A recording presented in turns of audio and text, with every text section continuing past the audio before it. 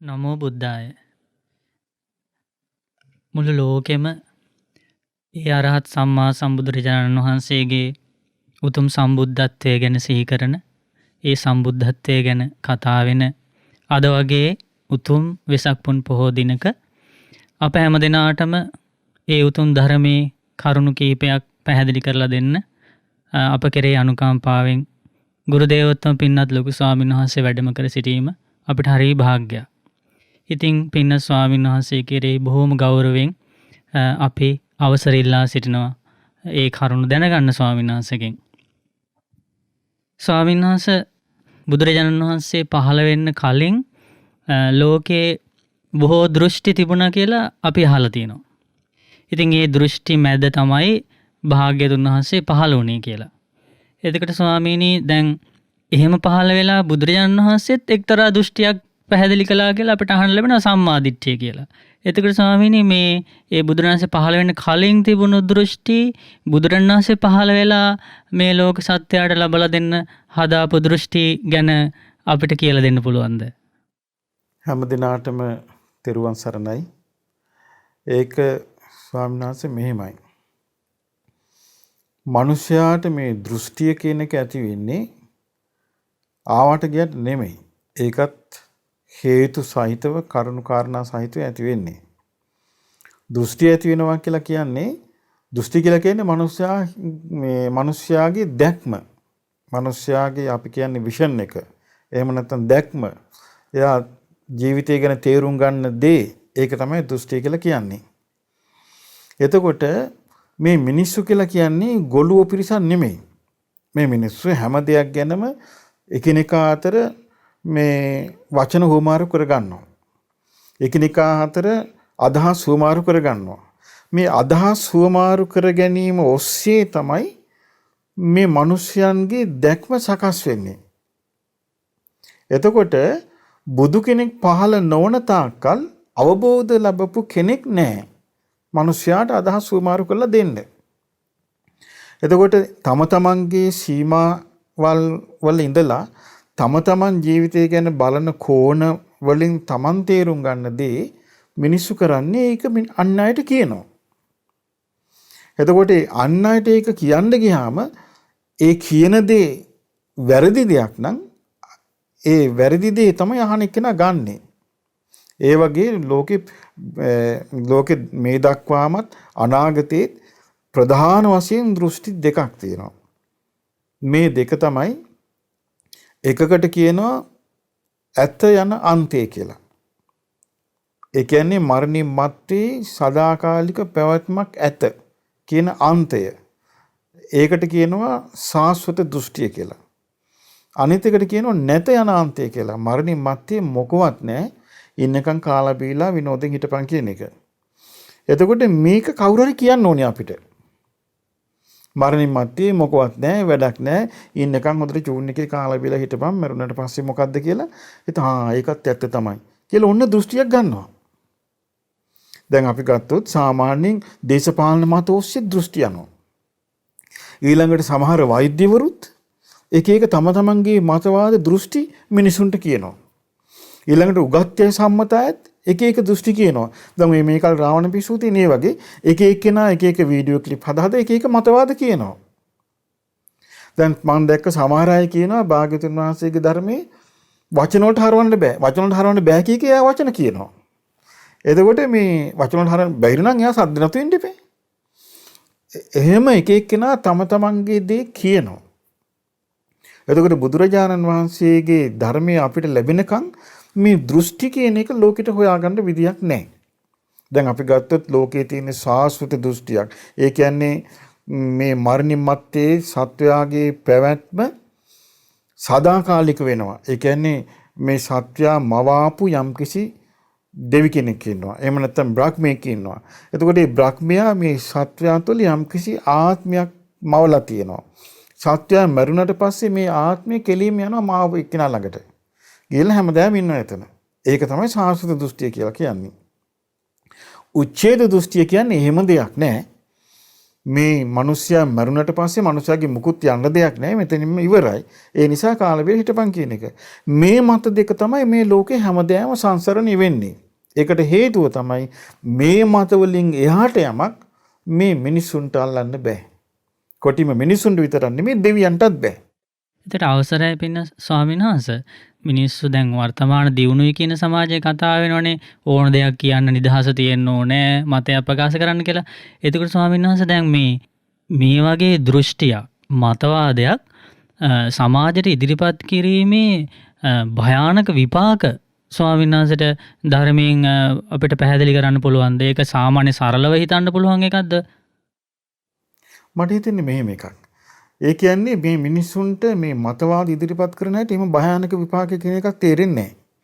ඒගොල්ලන්ට තේරෙන්නේ Taman දරන්නේ යම්කිසි අදහසක්ද මොනියම්ම ක්‍රමයකින් හරි ඒක සමාජගත කළ යුතුයි.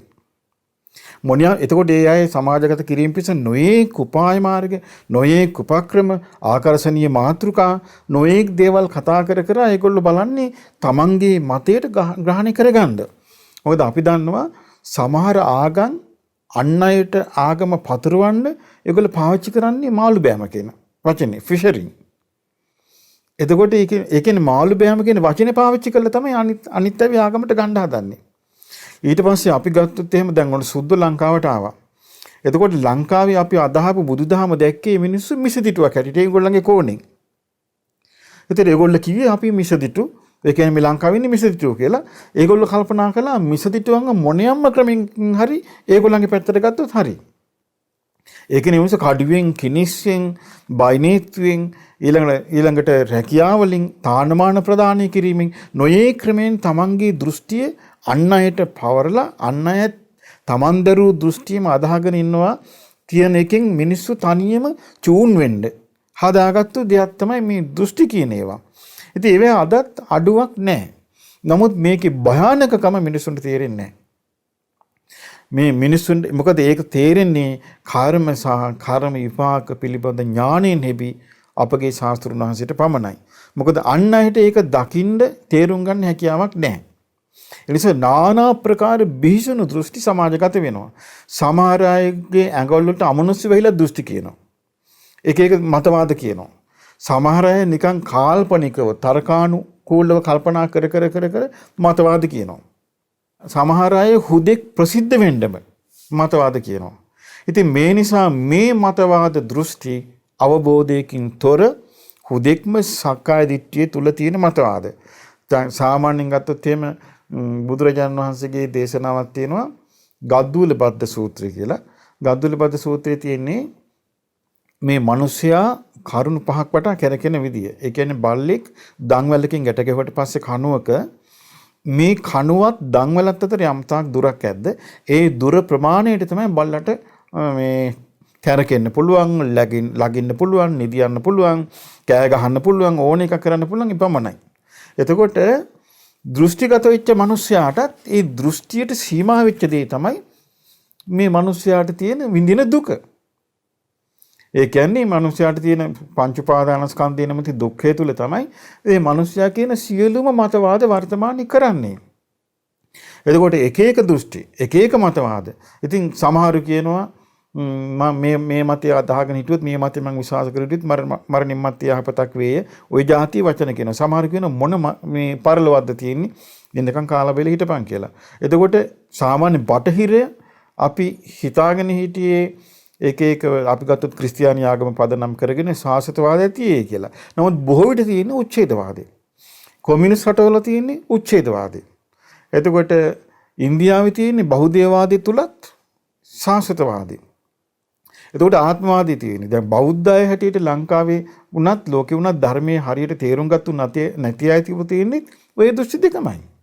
ඉතින් ඒ නිසා බුදුරජාණන් වහන්සේගේ දැක්ම සම්මාදිට්ඨිය කියන දෘෂ්ටිය ඒක මේ දෘෂ්ටි දෙකට අයිති වෙන්නේ නැහැ. මොකද හේතුව ඒ දෘෂ්ටි දෙකම සත්‍ය සාක්ෂාත් කරන්න බැරි, සත්‍ය අවබෝධ කරගන්න බැරි, මිනිස්යාගේ සැබෑම දුකට උත්තරයක් නැති, මිනිස්යා යම්කිසි මායාවක රඳවලා තියෙන, මිනිස්යාට මෝඩ කමෙන්ම මේ උත්තර හොයන, ඊළඟට මේ මිනිස්යාට ඇතුලේ බය ගන්නන මුලාවට පත් කරන දෙයක් විතරයි.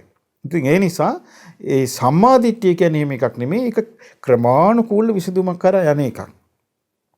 ඒ කියන්නේ බුදුරජාණන් වහන්සේගේ දේශනාවේ තියෙනවා මේ ඉර උදා වේගෙන එද්දී ආකාශයේ ලාපාට එළියක් එනවා. මේ ලාපාට එළිය තමයි අන්ධකාරය දුර වෙලා හිරු නැගීමේ සලකුණ. ඒ කියන්නේ අරුණෝදය. අරුණෝදය ලැබුවා කියලා කියන්නේ මේ ඉර පායනවා කියන එකට ලකුණක්. ඒ වගේ තමයි කියනවා යම් කිසි කෙනෙකුගේ ජීවිතයේ සම්මාදිට්ඨිය ලැබීම එයාට සසර දුකින් එතර වීමට එහෙම නැත්නම් ආර්ය අෂ්ටාංගික මාර්ගයට පැමිණීමට එයාට මේ දුක්ඛ ස්කන්ධෙන් නිදහස් වීමට තියෙන ලකුණක්. ඒ නිසා මිනිසෙකුට සම්මාදිට්ඨිය ඇති වෙනවා කියන්නේ ඒ මනුස්ස ජීවිතයට එහෙම නැත්නම් දෙවියෙකුට ඇති වෙනවා කියන්නේ ඒක මං හිතන්නේ එකම ආශ්චර්ය අద్భుත කරුණක් තමන්ගේ ජීවිතේට සිද්ධ වෙන. සාමාන්‍ය මිනිස්සුන්ට නම් අපි ගත්තොත් එහෙම මේ දෘෂ්ටි ගැන මිනිස්සුන්ට ආකල්පයක් නැහැ. ඒ කියන්නේ මිනිස්සු ආසේ එක්ක හොඳට කාලා බීලා ඉන්න, එක්ක කොහේ හරි ගමනක් ගිහිල්ලා විනෝද වෙන්න, එක්ක ප්ලේන් එකක යන්න, එක්ක ලොකු වාහනයක යන්න. මේ වගේ අර ලෞකික සීමාවල මිනිස්සු හිර වෙවි ඉන්නවා මිසක් තමන්ගේ කල්පනාව තමන්ගේ ජීවිතය තුළ තියෙන තීරණාත්මක සාධකයක් කියලා මිනිස්සුන්ට තේරෙන්නේ නැහැ. ඒ නිසා තමයි මිනිස්සු මේ දෘෂ්ටි වල අතරමං වෙවි එක එක මතවාද කියා මේ මතවාද වල භයානකකම ගැන කල්පනා නොකොට ඒ මතවාද වලම මිනිස්යාව හිර කළා දාන්න විසඳුමක් ලබා ගන්න බැරි විදියට. දැන් බුදුරජාණන් වහන්සේගේ ධර්මයේ තුල සම්මාදිට්ඨිය ඇති වෙනවා කියන එක නෙමෙයි විසඳුමක්. හොඳ විසඳුමක ආරම්භයක්. ඉතින් ඒ නිසා බුදුරජාණන් වහන්සේ වදාළ සම්මාදිට්ඨිය අර ඇත කියන අන්තයට අයිතිත් නැහැ. නැත කියන අන්තයට අයිතිත් නැහැ. ඒ කියන්නේ සාසත දුස්සිත අයිතිත් නැහැ. උච්ඡේද දුස්සිත අයිතිත් නැහැ. මරණින් මත්තේ සදාකාලික පැවැත්මක් ඇත කියන දෘෂ්ටියට අයිතිත් නැහැ. මරණින් මත්තේ කිසිවක් නැත කියන දෘෂ්ටියට අයිතිත් නැහැ. බුදුරජාණන් වහන්සේගේ ධර්මයේ තුල චතුරාර්ය සත්‍ය කතා කරන්න පුළුවන් කොහොමද? හේතු සහිතව ඵල හට ගන්නවා. හේතු නැති වෙනකට ඵල නැති වෙනවා කියන ධර්ම න්‍යාය මත. ඉතින් ඒකෙදි බුදුරජාණන් වහන්සේ වදාළේ බුදු කෙනෙක් පහළ වුණත් නැතත් ඒක ලෝකේ තියෙන එකක්. හේතු නිසා ඵල හට ගැනීමත් හේතු නැති වෙන එකට ඵල නැතිවීමේ ධර්මතාවය. බුදු කෙනෙක් පහළ වෙලා කරන්නේ ඒක අවබෝධ කරලා දේශනා කරනවා. ඒක අවබෝධ කරගන්න කියලා කියනවා. ඉතින් ඒ නිසා ඒක තමයි ස්වාමීන් වහන්සේ මේ දෘෂ්ටි වල ප්‍රධානම වෙනස. එහෙමයි සාන්නස. ඉතාම පැහැදිලි වුණා ඒ ධර්මානුකූල පිළිතුර ලොකු සාන්නසගෙන්. ස්වාමීන් වහන්සේ දැන් කෙනෙකුට මේක අහගෙන ඉන්නකොට එයාට ඔය ලෝකේ තියෙන අනික් වැරදි දෘෂ්ටි ගැන එයාට බයක් ඇති වෙලා මේ බුදුරජාණන් වහන්සේ වදාළ සත්‍ය වූ ජීවිත දර්ශනයේ ඒ දැක්ම ඇති කරගන්න කියලා එයාට කැමැත්තක් ඇති වුණොත් ඒකට උපකාර වෙන කරුණු ස්වාමීන් වහන්සේට කියලා දෙන්න පුළුවන්ද? දැන් කාලේ ස්වාමීන් වහන්සේ ඒක තමයි මේ මිනිස්යාට තියෙන ලොකුම අභියෝගය. ඒකෙන් දැන් මිනිස්සෙක් කැමති ඇත්තට සත්‍යයට කැමති. නමුත් සත්‍ය නාමයෙන් බොහෝ අසත්‍ය තියෙනවා. ඒ කියන්නේ සත්‍ය මේ මගේ සත්‍ය කිය බොහෝ අසත්‍ය. අපි ගත්තොත් හොර රහතුන් පහළ වෙලා ඉන්නවා. එතකොට හොර මගපලලාභීන් පහළ වෙලා ඉන්නවා. මේ ඔක්කොම මේ තමන්ගේ රහත් බව ප්‍රකාශ කරන්නේ. රහත් බව කියලා කියන්නේ සම්පූර්ණ පුද්ගලික කාරණයක් නේ. මාර්ගඵල ලැබුවා කියන්නේ පුද්ගලික කාරණයක්. මේ පුද්ගලික කාරණේ හුවා දක්වා මම රහතා මගේ කියන එක අහපන්. මට අවබෝධ වෙලා කිය මේ උලුප් කෑ ගහන්නේ අසනීපකින් වගේ. මේකෙන්ම තේරුම් ගන්න පුළුවන් අපිට මේකනම් සම්පූර්ණයෙන්ම මේ මිනිස්යා නොමග යවන්න කරන මායාවක් කියලා. නමුත් ඒක දන්නේ මායාවේ ස්වභාවය ගැන බුද්ධ වචනෙන් ඉගෙන ගත්ත කෙනා. ලාභ සත්කාර වලට ආසා පුද්ගලයා මෙවැනි දේ කරනවා කියලා බුද්ධ දේශනාවේ තියෙනවා. ඒ කියන්නේ අවබෝධ නොකරපු දේ අවබෝධ වුණා කියලා තමන්ව හුවා දක්ව ගන්නවා. ඊළඟට නොදන්නා මාර්ගයක් දන්නවා කියලා හුවා දක්ව ගන්නවා. ඊළඟට මේ විමුක්තිය කැමතියි මගේ ළඟට එන්න මං විමුක්තිය දෙන්නම් කියනවා.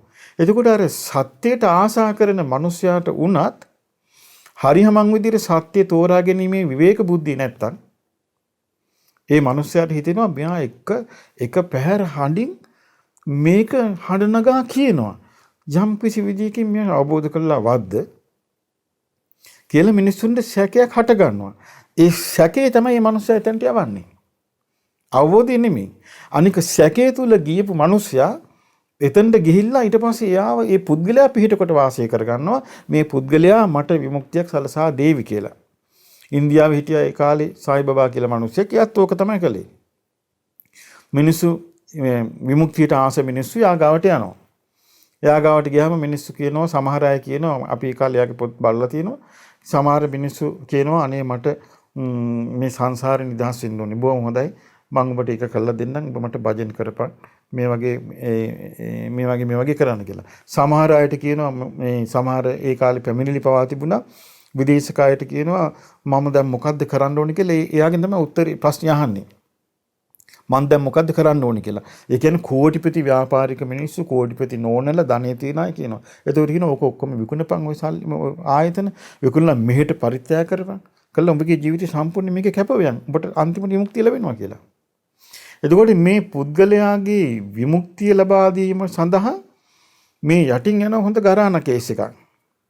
එතකොට නමුත් අර පුද්ගලයා කෙරෙහි තියෙන විශ්වාසය නිසා නෑ මෙයා නම් අවබෝධ කළා මෙයා නම් උපකාර කරනවාමයි. ඒ නිසා මෙයාගේ වචනය අල්ලගෙන ගියොත් අපිට ගැලවෙන්න පුළුවන් කියලා මොකද කරන්නේ? ඒ පස්සේ යනවා. ඒ පස්සේ ගිහිල්ලා අන්තිම වෙද්දී මුකුත් නැහැ. මට මතකයි සමහර ඒ කාලේ සමහර කාන්තාවෝ අඬා කියපුවා තිබුණා. මං මගේ හැම දේපලම විකුණලා ඇවිල්ලා මං හිතන්නේ ඉතාලියේ හරි ඕස්ට්‍රියාවේ හරි නෝනලා මං හැමදේම විකුණලා මං මෙතනට ආවා. මං හැමදේම දුන්නා. නමුත් මට තාම දුක තියෙනවා කියලා. නමුත් මේ සායිබබා ඉන්න කාලේ කියන්නේ ඔබට අනිවාර්යයෙන්ම විමුක්තිය ලැබෙනවා. ඔබට ඒක මම කළා දෙන්නම් කියලා. එහෙම තමයි මිනිස්සුන්ව රඳවා ගන්න. ඒ නිසා මේ කාලේ වුණත් හරි කෙනෙකුට සත්‍ය මුණ ගැහෙනවා කියන කාරණේ මේ ලේසි කෙනෙකුට ලබා ගන්න බැරි එකක්. ඒකට හේතුව තමයි ගොඩාක් මිනිස්සු කරන්නේ අන් කෙනාව සාධාරණ කරුණු මත. ඒ කියන්නේ අපි ගත්තොත් එහෙම අපි හිත පහදවන්න ඕනේ බුදුරජාණන් වහන්සේ ගැනයි. හිත පහදවන්න ඕනේ බුදුරජාණන් වහන්සේගේ ධර්මයේ ගැනයි. හිත පහදවන්න ඕනේ සමස්ත ආර්ය ශ්‍රාවක සංගරුවන ගැනයි. එහෙම නැතුව හිත පහදවන්න යනවා මම තමයි අවබෝධ කරපු කෙනා, මට ඕන හැටියට තමයි මේවා සිද්ධ වෙන්නේ, මගේ අවබෝධය තමයි හරි අවබෝධය, ඒ නිසා මගේ ළඟට එන්න විමුක්තිය කැමති කෙනා කියලා සැක කළ යුතු එකක්. ওই විදිහට කතා කරපු එක්කෙනෙක් තමයි තව එක්කෙනෙකුට ඕෂෝ කියලා. එයත් ඒ විදිහමයි. ගොඩාක් මිනිස්සු යාගාවට යනවා විමුක්තිය හොයාගෙන. මේ කාලේ ඉන්දියාවේ හරියට සාදුරු ඉන්නවා. ඒ සිස්ටම් එකම දැන් ලංකාවෙත් පටන් අරගෙන තියෙනවා උන්නාන්සෙලා. එහෙම නැත්නම් සමහර ගෑනු සිවුරු පුරවගෙන. එතකොට මේගොල්ලෝ කරන්නේ ඒ සිස්ටම් එකමයි. මොකද මගේ ළඟට වරි මම අවබෝධ කළා මේ විදිහට මට සෝවාන් ඵලය දෙන්න පුළුවන්, මේ විදිහට මට සකදාගාම ඵලය දෙන්න පුළුවන් කියලා. මේක නෙමෙයි බුද්ධ දේශනාව තුළ තියෙන්නේ. බුද්ධ දේශනාව තුළ තියෙන්නේ මේ ධර්මයේ අහන කෙනෙකුට උවමනා කරන අංග 4ක් බුදුරජාණන් වහන්සේ දේශනා කරනවා සත්‍ය අවබෝධයේ පිණිස. බාහිරාංග 2යි, අභ්‍යන්තරාංග 2යි. බාහිරාංග 2 තමයි සත්පුරුෂයන්ගේ ඇසුර, සත්පුරුෂ සංසේවනය, සද්ධර්ම ශ්‍රවණය. එතකොට මේ සත්පුරුෂයන්ගේ ඇසුරයි සද්ධර්ම ශ්‍රවණයයි තමයි බාහිරාංග 2. අභ්‍යන්තරාංග 2ක් තියෙනවා. යෝනිසෝ මනසිකාර්යයි ධම්මානුධම්ම පටිපදාවයි. මෙන්න මේ කරුණු 4ම එකට එකතු වෙන්න ඕනේ සත්‍ය අවබෝධය පිණිස. එතකොට සාමාන්‍ය මිනිස්යාට අපිට ලබා දිය හැකි බාහිරාංග 2යි. ඒ කියන්නේ සත්පුරුෂ ආශ්‍රයයි සද්ධර්ම ශ්‍රවණයයි. එතකොට සත්පුරුෂයා කෙබඳු කෙනෙක් විය යුතුද? සත්පුරුෂයාගෙන් කුමක්ද ලැබිය යුත්තේ කියන කාරණේ බුදුරජාණන් වහන්සේ හරිය පැහැදිලිව දේශනා කළා තිනවා. මහණනි සත්පුරුෂයාගෙන් බයක් හටගන්නේ, තැති ගැනීමක් හටගන්නේ, තව සත්පුරුෂයාගෙන් කම්පනයක් හටගන්නේ, සත්පුරුෂයා රවට්ටන්නේ නැහැ, සත්පුරුෂයා අන් අය මුලා කරන්නේ නැහැ කියලා බුදුරජාණන් වහන්සේ සත්පුරුෂයා විස්තර කළා තියෙනවා. ඊළඟට මේ සත්පුරුෂයා සද්ධර්මයේ කියද්දී ඒ සත්පුරුෂයාගේ සද්ධර්මයේ කීමේදී ඒ සත්පුරුෂයා කෘතවේදී පදනමක ඉන්නේ. කියන්නේ කෘතඥතාවක පිටලා ඉන්නේ. හොඳම සාධකය තමයි උත්තර කියන රහතන් වහන්සේ. ඒ රහතන් වහන්සේගේ නම උත්තර. මේ රහතන් වහන්සේ ළඟට සඩේදු පැමිණියා. පැමිණි වෙලාවේ මේ උත්තර කියන රහතන් වහන්සේ කරුණු 5ක් මේ මිනිසයා මරණයට පත්වන කෙනෙක්, ජරාවට පත්වන කෙනෙක්, කර්මයේ දායාද කරගෙන ඉන්න කෙනෙක් ආදී වශයෙන් මේ උත්තර රහතන් වහන්සේ දහම් කතාවක් පැවැත්වුවා සක්දේවුත් සමග. එතකොට සක්දේවුත් අහනවා මේ රහතන් වහන්සේගෙන්, ස්වාමීනි හරිම ආශ්චර්යයි මේ කාරණේ. මේක ඔබ වහන්සේගේ අවබෝධයෙන් කියපු එකක්ද නැත්නම් වෙන කෙනෙක් කියපු එකක්ද? මේ අහන්නේ නිකන් කියන නෙමෙයි සක්දේවුත්. අද කාලේ නිකන් භූතයෙක් ඇවිල්ලා හුවත් කියයි බලන්න පොදුම සාහිත්‍යය මගෙන් භූතයෙක් ඇවිල්ලා දහම් කරුණ අහනවා කියයි. එතකොට සක්දේවුන්ට කියනවා දේවේන්ද්‍රය උපමාවක් කියන්නම් කියනවා. යම්කිසි තැනක විශාල ධාන්‍ය ගොඩක් තියෙනවා. එතකොට මිනිස්සුන්ට ආරංචි වෙනවා මෙතන ලොකු ධාන්‍ය ගොඩක් තියෙනවා කියලා. එතකොට එක මිනිස්සු ඒගොල්ලන්ගේ ශක්ති පමණින් මාළු, පෙට්ටි, කූඩා ආදී භාජන අරගෙන ගිහිල්ලා ඒ ධාන්‍ය තම තමන්ට ශක්ති පමණින් පුරවාගෙන එනවා. එතකොට කෙනෙකුගෙන් අහනවා මේ වාට ධාන්‍ය හම්බෙලා තියෙන්නේ. වාට කොහෙන්ද මේවා? එතකොට සත්‍යවාදී කෙනෙක් නම් මේක මම වගා කළා මම උපද්දපුවා කියලා කියන්නේ. කියන්නේ අසවල් තැන ධාන්‍ය කොටක් තියෙනවා. මේ ධාන්‍ය කොටින් තමයි මම මේ ධාන්‍ය ගෙනාවේ. ඒ වගේ කියනවා දේවේන්ද්‍රය යම්තාක් සුභාසිත ඇද්ද ඒ සියල්ල භාග්‍යවත් අරහත් සම්මා සම්බුදුරජාණන් වහන්සේගේය. අපි කරන්නේ එකකින් උපුටා දැක්වීම පමණයි කියනවා. මේ කියන්නේ කවුද? රහතන් වහන්සේලා. මේකලා ඉන්න බඩු එහෙම කරන්නේ නෑනේ.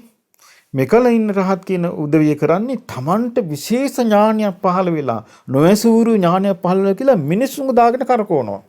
එතකොට මේක සත්‍ය අවබෝධ කරන කෙනෙකුට තියෙන සත්‍යයට කැමති කෙනෙකුට තියෙන විශාලතම බාධාවයි. ඉතින් මේක මිනිස්සයා නිදහසේ තේරුම් ගන්න මිනිස්සු බුද්ධිමත් නැහැ. ඉතින් මිනිස්සු බුද්ධිමත් නැහැ කියන කාරණේ මොකද්ද? ඒකට හේතුව මොකද්ද? බාහිර අංග දෙක අපි ශක්ති පමණින් ලබා දෙනවා. මොකද්ද? සත්පුරුෂ ආශ්‍රයයි සද්ධර්ම ශ්‍රවණයයි. අභ්‍යන්තර අංග දෙකේ දෝෂේ. මොකද්ද? යෝනිසෝ මනසිකාරයේ තියෙන දුර්වලකමයි ධර්මානුධර්ම ප්‍රතිපදාවට තියෙන දුර්වලකමයි. ඉතින් යෝනිසෝ මනසිකාරයේ තියෙන්න ඕනේ ධර්මානුධර්ම ප්‍රතිපදාවට. යෝනිසෝ මනසිකාරය කියන්නේ තමන් ඒ වදාරන ලද ධර්මයට අනුකූල වූ හැසිරීමකින් යුක්තව සිටින්න පුළුවන්කම. ඒක ධර්මානුකූල ප්‍රතිපදාව කියන්නේ. ඒ දෙක එකට තියෙන වෙන් කරන්න බෑ. යෝනිසෝ මනසිකාරී ධර්මානුධර්ම ප්‍රතිපදාවයි.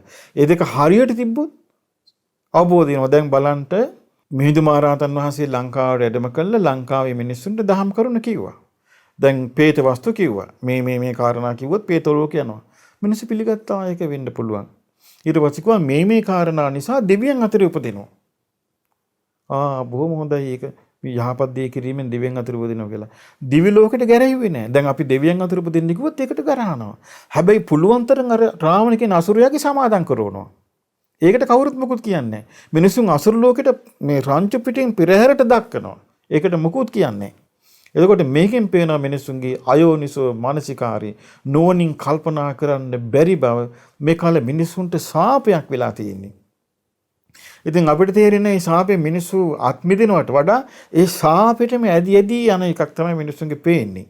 ඉතින් ඒ නිසා මේ කාලේ මිනිස්සයා ගැන ඇත්ත වශයෙන්ම අපිට සංවේගයටපත් වෙනවා. අහෝ මනුස්ස ලෝකේ ක්‍රමානුකූලව ගුණාත්මක වශයෙන් පිරිහිමින් යනවා. නුවණින් මෙනෙහි කිරීමේ හැකියාවෙන් පිරිහිමින් යනවා කියලා මිසක් අපිට වෙන දෙයක් කතා කරන්න නැහැ. අපි මේ ඔබ වහන්සේ අහපු ප්‍රශ්නේ තමයි මේ මිනිසුන්ට මේ අවබෝධ කරගන්න උපකාර වෙන දේවල්. ඉතින් අවබෝධ කරගන්න උපකාර වෙන කර්ම හතරයි. මොකද්ද? සද්ධර්ම සත්පුරුෂයන්ගේ ආශ්‍රේ සද්ධර්ම ශ්‍රවණය. එතකොට නමුත් අභ්‍යන්තරේ නැත්තම් යෝනිසෝ මනසිකාරය. එයාට ධර්මානුධර්ම ප්‍රතිපදාව කැසිරෙන්නේ නැහැ. අනිත් එක තමයි ස්වාමීන් වහන්සේ මේ ධර්ම කතාවේ ශ්‍රවණ මාත්‍රයෙන් එහෙම නැත්නම් කථිත මාත්‍රයෙන්, කථිත කියන්නේ කිවි මාත්‍රයකින් සවන්දුන් මාත්‍රයකින් වාසං වෙන එක නෙමෙයි. මේක ක්‍රමානුකූල ප්‍රතිපදාවක්. දැන් අපි ගත්තොත් මේ ක්‍රමානුකූල ප්‍රතිපදාව තියෙද්දි සත්‍ය අවබෝධ කරන්නේ මගේ වැඩසටහනකට එන්න විනාඩි 10ක් හිත සමාධිමත් කරගෙන ඉන්න මම ප්‍රථම ධ්‍යානට දාලා දෙන්නම්. මෙහෙම කතාව දැන් යන්නේ. මම දෙවෙනි ධ්‍යානට දාලා දෙන්නම්. මම මාර්ගඵල අවබෝධ කරලා දෙන්නම්.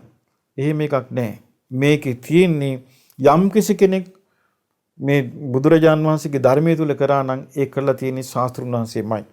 ඒ කියන්නේ යම් කිසි කෙනෙක් සම්මාදිට්ඨිය ඇති කරගත්තද සම්මාදිට්ඨිය ඇති කරන්න උදව් කරලා තියෙන්නේ භාග්‍යවතුන් වහන්සේ. යම් කිසි කෙනෙක් සද්ධානුසාරී වුණාද, ධම්මානුසාරී වුණාද, සෝවාන් වුණාද, ඒ ඔක්කොටම උපකාර කරලා තියෙන ශාස්ත්‍රුන් වහන්සේ. එතකොට ධර්මයේ හරි විදිහට අහු වුණා නම් එයා තුළ පිහිටන්නේ ඉස්සල්ලාම ශාස්ත්‍රු ගෞරවය. දැන් පිහිටන්නේ ශාස්ත්‍රු ගෞරවය නෙමෙයි. අසවලා මාව විතර කෙරෙව්වා. අසවලා මට මඟපල් ලබා දුන්නා. අසවලා කියලා මේ ඝනදිනුව තුළ මිනිසුන්ට සත්‍යයේ ඡායාවක්වත් හමු වෙන්නේ නැහැ. ඒ නිසා එවන් අභාග්‍ය සම්පන්න කාල පරිච්ඡේදයක තමයි අපි මේ වාසය කරන්නේ. නමුත් ඉතින් වාසනාවකට අවුරුදු පතා අපට වෙසක් එනවා. වෙසක් කියලා කියන්නේ වෙනසක් කියන එක නෙමෙයි, වෛසාඛ කියන එකේ සිංහල වචන වෙසක්. එතකොට මේ වෙසක් පොන් පොහොය නිමිත්තෙන් අද වගේ දවසකවත් අපි කල්පනා කළ යුතුයි සත්‍යයට ආශා කරන කෙනෙකුට සත්පුරුෂ යසුරයි සද්ධර්ම ශ්‍රවණයයි.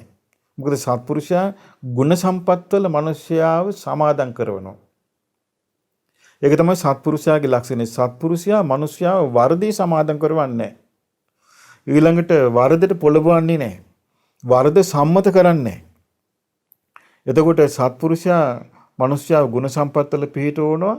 ඊළඟට මිනිස්යාට සද්ධර්මය කියා දෙනවා. ඉතින් මේ කරුණු දෙක මිනිස්යාට හරි විදිහට ලැබිලා ඒ මිනිස්යා තුළ තිබුණොත් යෝනිසෝ මනසිකාරයයි ධම්මානුධම්ම ප්‍රතිපදාවයි එයා මේ ධර්මයේ යම් කිසි ප්‍රමාණයකට හරි අල්ලගන්න වාසනාවන්ත වෙයි. එහෙම නැත්නම් එයා ඉතින් ඔය ටෙලිග්‍රාම එකක් නව කතාවක් බැලුවා වගේ තමයි මේක බැලුවා ඊළඟ එක බලනවා වගේ එකක් අහලා ඒක අතහැරලා ඊළඟ එකට යනවා. ඒක අතහැරලා ඊළඟ එකට යනවා. ඔහොම තමයි මිනිස්සුන්ගේ මේ වර්තමාන රටාව.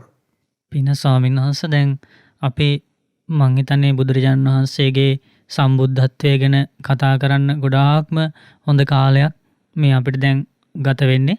විශේෂයෙන් මේ වෙසක් දින මුල් කරගෙන අපි මේ සිහි කරමින් බුදුරජාණන් වහන්සේගේ සම්බුද්ධත්වය ගැන අපිට ගොඩාක් කරුණු දැනගන්න අපි බොහොම කැමැත්තෙන් ඉන්නේ ස්වාමීන් වහන්සේ. ඉතින් බුදුරජාණන් වහන්සේගේ සම්බුද්ධත්වය ගැන දැනගන්න කලින් ස්වාමීන් වහන්සේට පැහැදිලි කරන්න පුළුවන්ද මේ සම්බුදුරජාණන් වහන්සේ නමකුයි පසේ බුදුරජාණන් වහන්සේ නමකගේ අතර වෙනස? මෙහෙමයි ස්වාමීන් වහන්සේ, පසේ බුදු කෙනෙක් පහළ වෙන්නේ බුදුරජාණන් වහන්සේ නමක් පහළ වෙන්න කලින්. ඒ කියන්නේ බුද්ධ ශාසනය අපි ගත්තොත් එහෙම මේ බුද්ධ ශාසනය අවසන් වෙනවනේ. අවුරුදු 5000ක් ගෙවුනට පස්සේ මේ බුද්ධ ශාසනය අවසන් වෙනවා. ධාතු පරිනිර්වාණයත් එක්කම බුදු කෙනෙක් ගැන ලෝකේ කතා කරන්න කෙනෙක් නැහැ. ඒ වගේම ත්‍රිවිධ සරණ යන්න මිනිසෙකුට අවස්ථාවක් නැහැ. මේ ධර්මයේ කවුරුත් දන්නේ නැහැ. ඒකට අර පරණ දෘෂ්ටි දෙකේම කාල් ගෑවි මිනිස්සු ඉන්න ඕනේ. කාලයාගේ ඇවෑමෙන් ඒ කියන්නේ ඊට පස්සේ ආය ආයුෂ හොඳටම අඩු වෙලා අවුරුදු 10ට අවසන් වෙලා ආය අවුරුදු ලක්ෂයට හිමින් ආයුෂ වැඩි වෙලා ආය අවුරුදු 80000ට ආයුෂ අපු කාලෙක මෛත්‍රී බුදුරජාණන් වහන්සේ පහළ වෙනවා. මෛත්‍රී බුදුරජාණන් වහන්සේ පහළ වෙන්නේ මේ මහා භද්‍ර කල්පයේමයි. ඒ මෛත්‍රී බුදුරජාණන් වහන්සේ පහළ වෙන්න කලින් මේ ලෝකෙට යන යම් කිසි කාල පරිච්ඡේදයක් එනවා. ඒ කාල පරිච්ඡේදය තමයි පසේ බුදුරුන්ගේ කාලේ. පසේ බුදුරු කියලා කියන්නේ වෙන වෙනම චතුරාර්ය සත්‍ය අවබෝධ කරන මුනිවරු. ඒ වෙන වෙනම චතුරාර්ය සත්‍ය අවබෝධ කරන්නේ තමන්ගේම සංසාරේ පුරන ලද කර්මානුරූපව තමන්ට ලැබෙන යම්කිසි අරමුණක් තමයි විදර්ශනා මානසිකාරයට තමන්ට යොමු වෙන්නේ. යොමු වෙලා ඒ අරමුණ අල්ලගෙන තමන්ම යෝනිසෝ මානසිකාරය යෙදিলা ධම්මානුධම්ම ප්‍රතිපදාව යෙදෙනවා. හැබැයි ඒකට බාහිර උදව්ව නැහැ.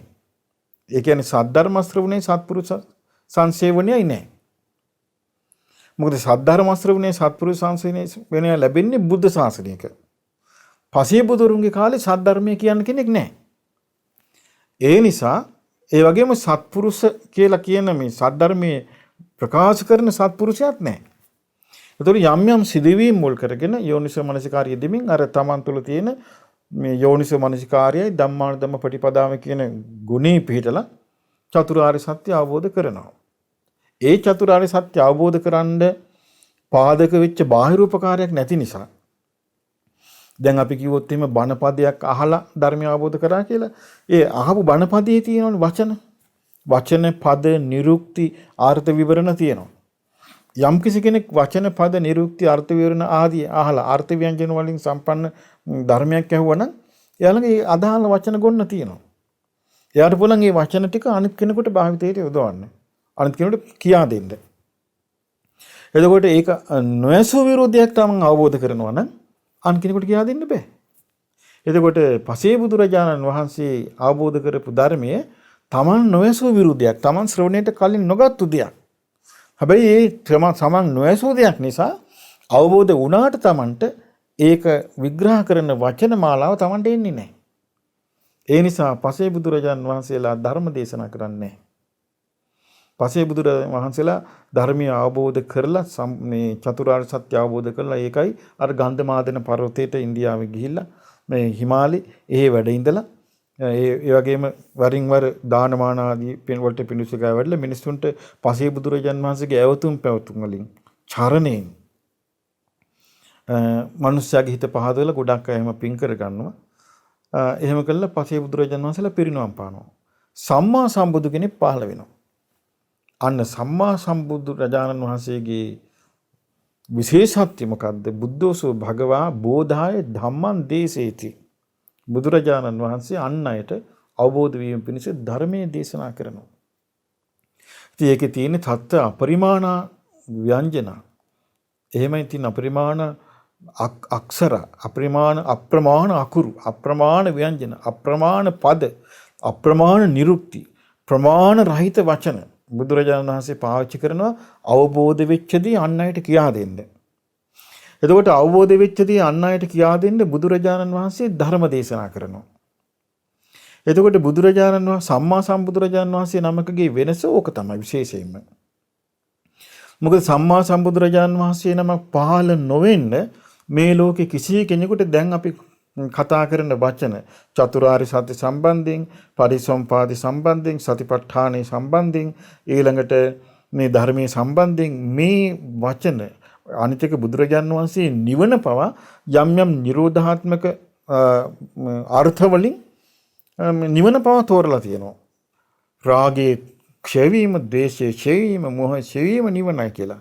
ඊළඟට සංකත අසංකත භේදයෙන් නිවන පවා තෝරලා තියෙනවා. මේක මේ ලෝකේ බුදු කෙනෙක් තෝරලා තියෙන්නේ. ඒ වචන අල්ලගෙන තමයි අපි කතා කරන්නේ. දැන් බලන්න මේ ප්‍රඥාවෙන් අග්‍රේසර, ප්‍රඥාවෙන් අග්‍ර, ඒ කියන්නේ මේ වහින වරුසාවේ පවා දීපදු ගනින්න පුළුවන්. මේ ඒ වගේම ගංගානන් නදියේ හිමාලයේ සිට සයුර දක්වා තියෙන ගංගානන් නදී වැලිකඩ ගාන ප්‍රඥාවෙන් ගණන් කරන්න පුළුවන්. හැකියාව තිබිච්ච සාරිපුත්ත මහරහතන් වහන්සේගේ ගිහි කාලේ උපතිස්ස පිරිවැජිය වශයෙන් හිටපු කාලේ කිසිම අවබෝධයක් ලැබුවේ නැහැ. ඒකෙන් යෝනිසෝ මනසිකාරී උපරිම අවස්ථාවේ හිටපු කෙනෙක්.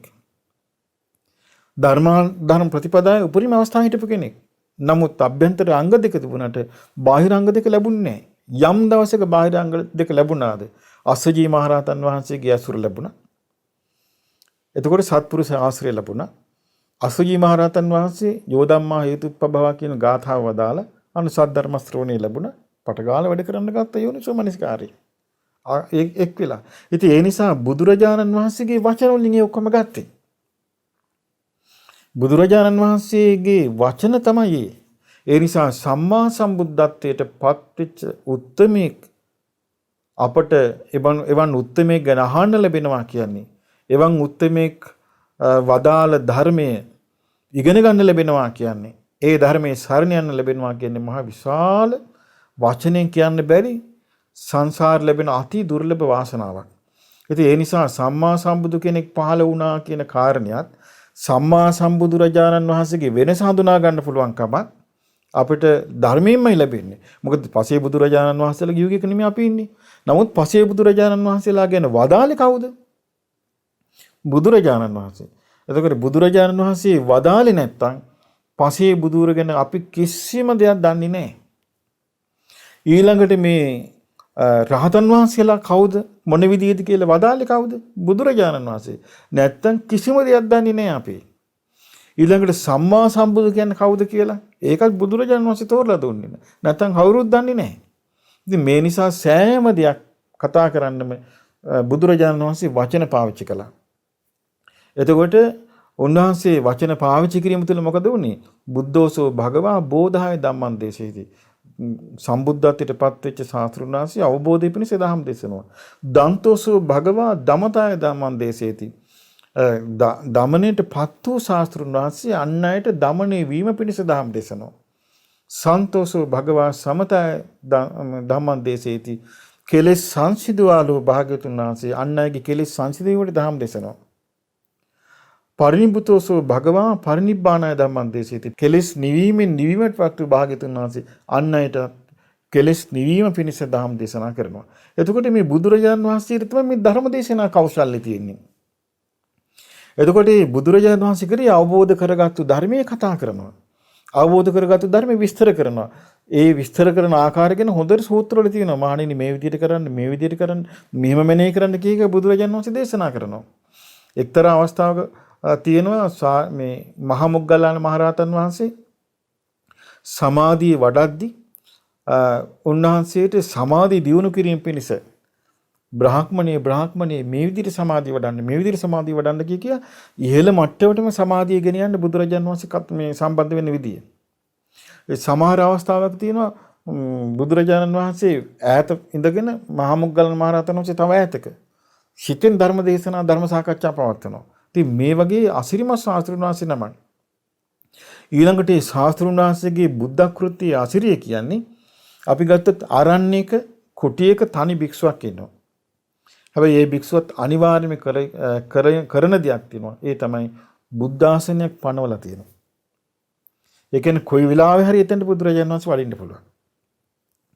හැමතැනම අපි ගත්තොත් සවැත් නුවර, එහෙම නැත්නම් රජගහ නුවර, එහෙම නැත්නම් වේළුවනාරාමේ, එහෙම නැත්නම් ഘോഷිතාරාමේ, ඒ වගේ මේ ඉසිපතන මිගදායේ ඕනම තැනක බුද්ධාසනයක් තියෙනවා. ඒ බුද්ධාසනයේ තියෙන්නේ මේ භික්ෂුන් වහන්සේලා යම් කිසි ආකාරයකට දමණය වීමට අවවාදයක් අවශ්‍ය නම් බුදුරජාන් වහන්සේ එතනට සැනකින් වැඩම කළා අවවාදය ලබා දෙනවා. ඒක තමයි ධර්මයේ වචන වලට හැරවීම කියන්නේ.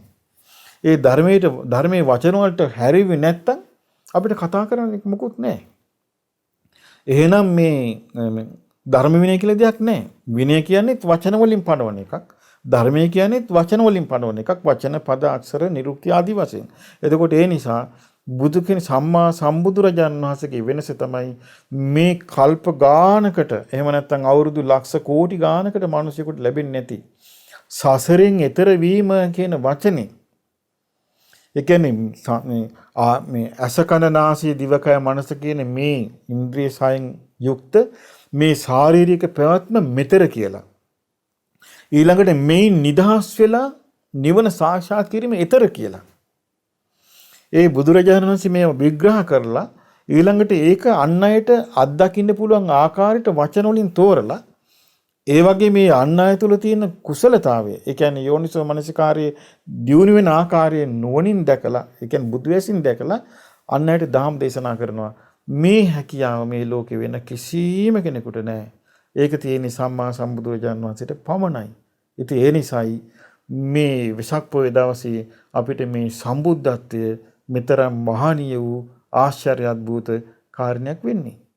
එහෙමයි ස්වාමීන් වහන්සේ දැන් වචනයක් කිව්වා සම්බුද්ධත්වය කියලා.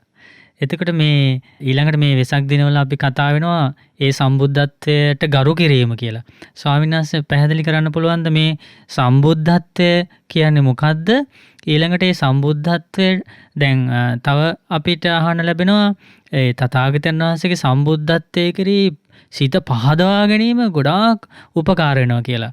එතකොට සංස කොහොමද මේ සිත පහදවා ගන්නෙ? ඊළඟට කොහොමද අපි මේ වෙසක් කාලේ මේ සම්බුද්ධත්වයට සැබෑ ලෙසම ගරු කරන්න කියලා ස්වාමීන් වහන්සේ අපිට කියලා දෙන්න පුළුවන්ද? බොහොම හොඳයි අදහස.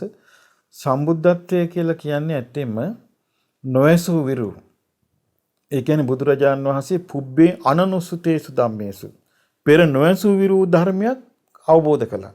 ඉතින් උන්වහන්සේගේ පළවෙනි දේශනාවෙම කරනවා චතුරාර්ය සත්‍ය විස්තර කළා කියනවා ඉදන් දුක්ඛං අරිය සත්‍යන්තිකෝ මේ භික්කවේ පුබ්බේ අනනුස්සතේසු ධම්මේසු චක්කුං උදපාදි ඥානං උදපාදි පඤ්ඤා උදපාදි විඥා උදපාදි ආලෝක උදපාදි කියලා බුදුරජාන් වහන්සේ ප්‍රඥා පහළ වුණා, ඥානෙ පහළ වුණා, විද්‍යාව පහළ වුණා, ආලෝකේ පහළ වුණා ආදී වශයෙන්. එතකොට මේ හැමතැනදීම බුදුරජාන් වහන්සේ විස්තර කරනවා පෙර නොවසු විරු ධර්මයන් පිළිබඳව කියලා. එතකොට බුදුරජාණන් වහන්සේ පෙර නොවසු විරු ධර්මයක් අවබෝධ කළා, දුක නම් වූ ආර්ය සත්‍යය. පෙර නොවසු විරු ධර්මයක් අවබෝධයෙන්ම ප්‍රහාණය කළා, දුක්ඛ සමුදය නම් වූ ආර්ය සත්‍යය.